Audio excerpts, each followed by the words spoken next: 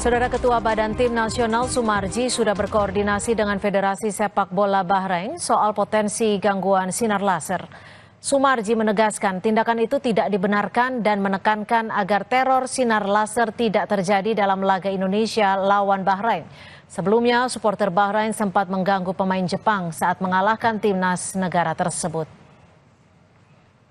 Supporter tim lawan agar supaya tidak menggunakan lagi cara-cara yang tidak baik, terutama menggunakan laser untuk diarahkan kepada timnas kita, timnas Indonesia, dan itu akan mencederai asas fair play. Dengan demikian, tentu pada saat MCM kita sudah sampaikan agar supaya tidak terulang kembali seperti kejadian Bahrain melawan Jepang.